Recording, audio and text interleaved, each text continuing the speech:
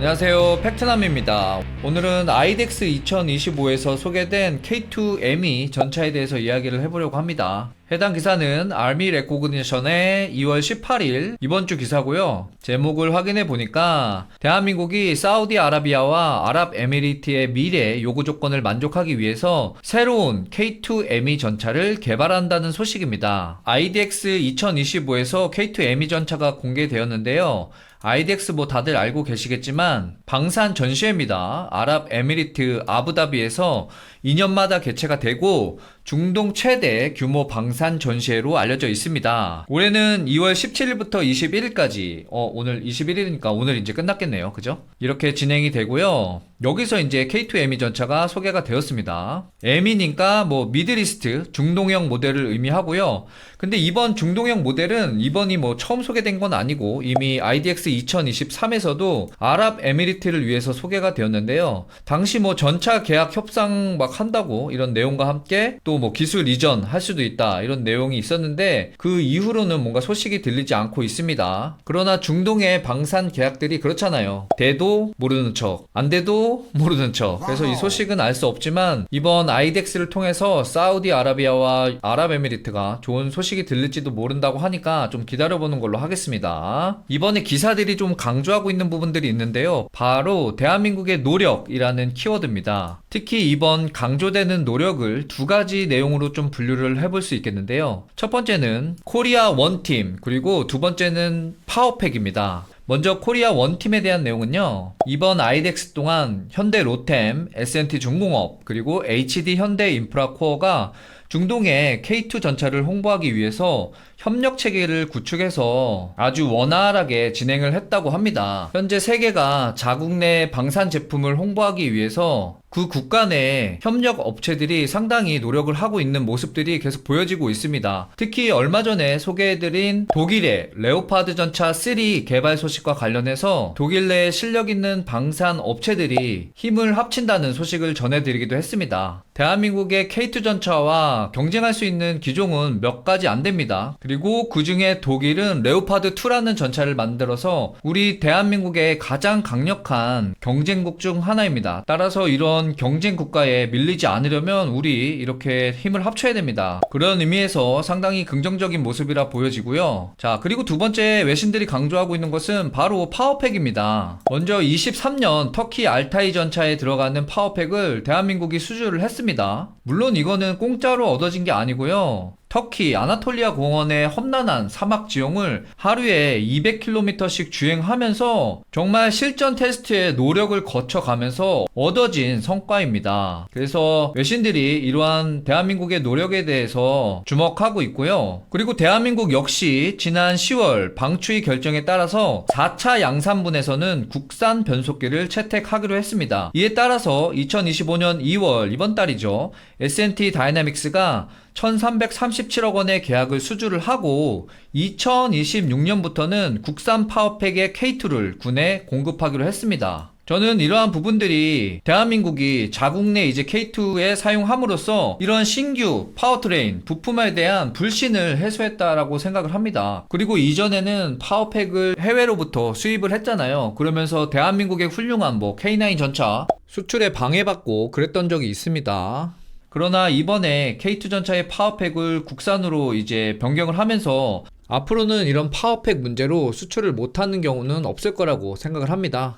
그래서 이런 부분들은 매우 긍정적인 부분이라 저는 생각을 합니다. 그러면 K2ME 전차는 기존의 K2 전차와 어떤 부분들에서 차별화가 돼 있나 이런 부분 확인해 볼 필요가 있겠죠. 자, 아무래도 중동 버전이다 보니까 온도와 그리고 사막의 분진과 같은 부분에서 아마 좀 특징적인 부분이 있을 것 같습니다. 먼저 온도와 관련해서는요, 50도 전후의 고온 사막 환경에서 운용이 가능해야 하기 때문에 이러한 부분을 고려해서 설계가 되었다 이런 특징이 있고요. 그리고 사막의 고온에 견뎌야 하다 보니까 냉각과 관련된 부분이 강화가 되었습니다. 외부에서는 강력한 엔진에서 뿜어져 나오는 이런 힘과 열을 컨트롤하기 위한 냉각 부분이 강화됐을 거고요. 내부 또한 사막의 온도를 견뎌야 하기 때문에 운용자를 위한 에어컨 부분들이 강화가 됐다고 합니다. 그리고 고온, 건조, 바람이 불면 정상적인 운영 환경보다 엔진 인테이크, 흡기 쪽이죠. 그리고 뭐 캐빈 내 분진, 즉 먼지 같은 불순물이 들어갈 수 있습니다. 그렇기 때문에 뭐 필터 부분 그리고 커버 부분이 강화됐다고 이제 소식을 전하고 있습니다. 그리고 그 외 기능들은 기존의 K2 전차와 비슷한 수준으로 준비가 되는 것 같습니다. 이번 K2 ME 전차와 관련해서 외신의 평가입니다. 먼저 외신들 또한 이 파워트레인에 대해서 상당히 관심을 보이고 있습니다. 이번 알미 레코그니션에서도요, 이 파워팩을 국산화했기 때문에 앞으로 수출 제한과 관련된 문제를 상당히 해소했다고 평가하고 있습니다. 그리고 대한민국 부품으로 변경되다 보니까 정비와 관련해서 유지, 보수 능력이 개선되었다는 평가입니다. 그리고 특히 이 K2 전차를 소개하면서 사우디와 UAE를 포함한 중동의 전차 시장을 강조하고 있는데요. 이 두 국가를 주축으로 해서 중동의 전차 도입 시장이 앞으로 하나 18조가 될 예정이라고 합니다. 이 정도면 어마어마한 이제 시장이다라고 이야기할 수 있는데요. 자, 이러한 어마어마한 중동의 전차 시장에서 이번 파워팩을 바꾼 K2 전차가 유력한 후보가 될 거다라고 평가를 하고 있습니다. 자, 노력을 통해서 파워팩도 바꾸고 이렇게 지금 업체들이 협력을 하니까 저는 좋은 결과가 있을 거라고 생각을 합니다. 자, 마지막으로 팩트남 생각입니다. 현재 중동에서 꾸준히 대한민국이 노력하고 있습니다. 뭐 판매와 직접적인 관련은 없지만 지난 10월 카타르 기갑 연합훈련에 참석을 해서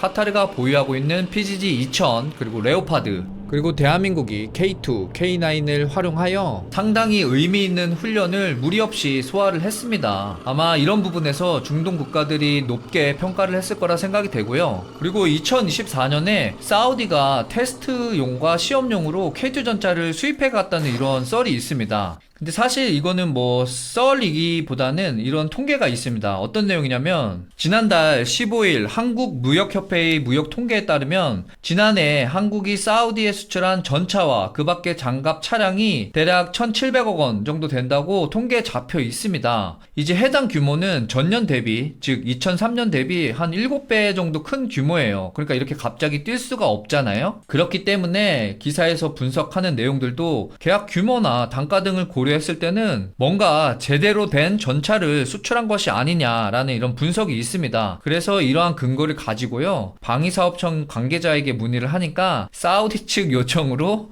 세부사항은 비공개 사안이다 라고 설명을 하고 있습니다. 그렇기 때문에 이러한 내용들로 이미 2024년에 지금 테스트하려고 사우디로 K2 많이 보냈다 이런 내용이 있는 것 같습니다. 그래서 해당 내용이 썰이긴 하지만 이러한 통계로 봤을 때 어느 정도 일정 부분에서 수출이 된 거고 아마 이런 양으로 봤을 때 테스트나 시험용으로 수출되지 않았을까라고 추측을 하는 것 같습니다. 그래서 이와 연장해서 뭐 좋은 소식이 들릴 것 같긴 하거든요. 그래도 이 내용을 우리가 확인할 수는 없습니다. 왜냐하면 사우디, 뭐 중동의 이런 방산 계약 특성상 수출이 되어도 이게 나중에나 확인이 가능하지 당장은 알 수가 없습니다. 그죠? 그리고 이게 뭐 우리가 막 기사나 아니면 공식 보도 자료로 확인되는 게 아니고 결국 사우디가 어디 가서 훈련했대 라고 할 때 뒤에 이제 한두 장 찍혀서 나옵니다. 이렇게나 이제 확인이 가능하니까 이런 부분들은 뭐 조급해 할 필요 없고 또 굳이 상대방이 원하지 않는데 우리가 막 해서 부담스러운 관계를 만들 필요는 없다고 생각을 합니다. 자, 그리고 또 수출될 확률이 높은 게 뭐냐, 현재 사우디가 에이브람스를 운영하고 있긴 하지만 교체해야 할 M60 전차가 많습니다. 그죠? 그렇기 때문에